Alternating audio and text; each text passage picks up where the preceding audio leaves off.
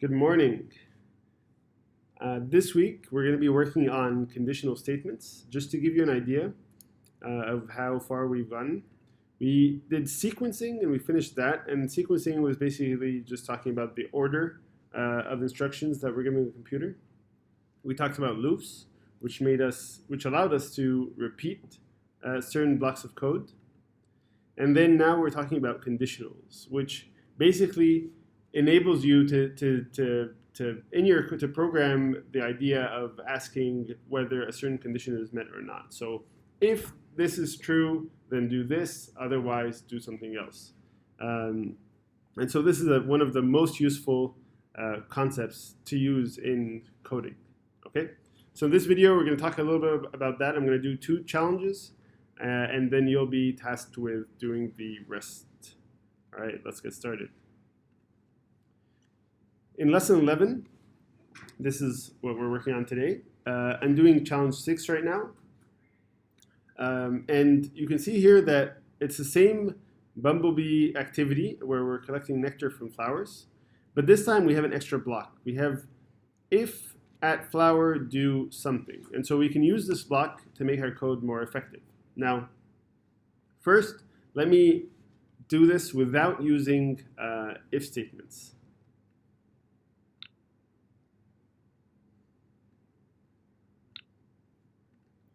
As you can see, I'd have to really know exactly where each flower is. So I say move forward, get nectar. And let me try that. So it got the nectar. And if I want to get the next one, I'd have to say move forward. This time I'm moving forward twice. And then get nectar. And then after that, let's see. Okay. The one after that is also twice, so let's maybe just put a loop here and do this twice. Let's see where I get. Okay, that's good. Then the next one is just 1 block away, so I'll do that.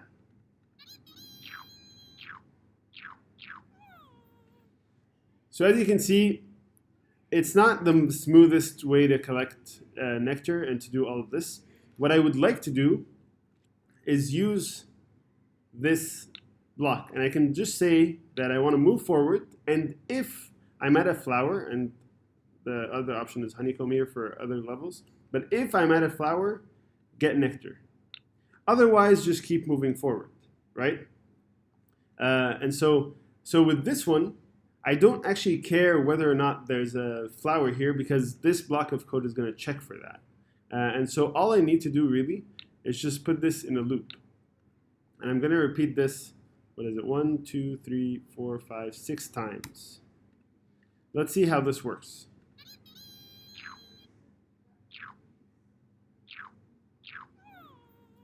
So every time there was a flower, the get nectar block worked.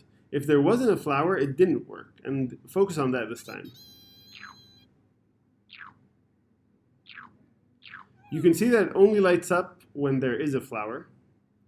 And so the bee never fails to get nectar. Just in case you didn't notice, if I move to a block without nectar, so if I move to this block over here, and then I say get nectar, it fails. So it actually stops. It says you can only get nectar from a flower. And so using this if statement, I'm able to really shorten my code a lot by just repeating this move forward and if at flower, get nectar. Okay, so this gets me to the end here. After that, I can just turn left and do the same up here, and I'll let you figure that out. Now let's do a more challenging puzzle.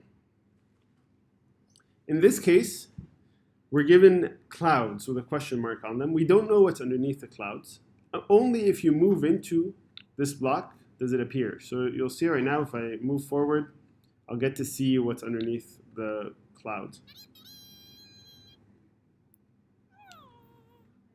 So you don't know in advance. You can't plan. It changes every time. If I click run again, you can see that the pattern already changed. And so there's no way to know what you're going to get, which makes it sort of confusing. Like if I move forward into that block, am I going to get nectar, or am I going to make honey? If there's a honeycomb, I need to make honey. If there's a flower, I need to get nectar. But the order is different every time, and we can never know. So what we need to do here is use this more elaborate if block. It says, if at flower, do this. And then it says, else, do something else. Meaning, if you go to a block and you see a flower, you're gonna do whatever is in this block, which if it is a flower, we want to get nectar. Otherwise, if there's no flower, then there's a honeycomb, and so we'll make honey. And if you look at the instructions here, it says there will only ever be one flower or one honeycomb under each cloud. Okay, so it's never going to be blank. That's why we can do either get nectar or make honey. So let's try this. Move forward, and let's see if it works on the first one. So it was a flower this time, and it worked. Let's see if we can try it again and see if we can get honey.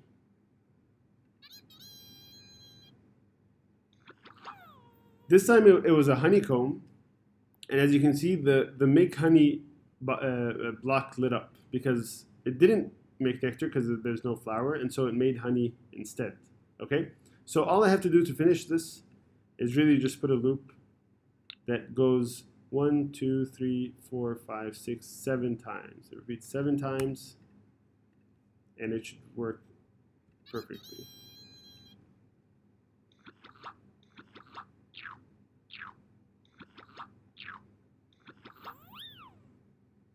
All right, that's it for today. If you have any questions, please email me. Your assignment is to complete lesson 11. Of course, next lesson we're going to be talking about using if statements, but also representing them in a flowchart. Okay, good luck, and I'll see you at some point. Bye.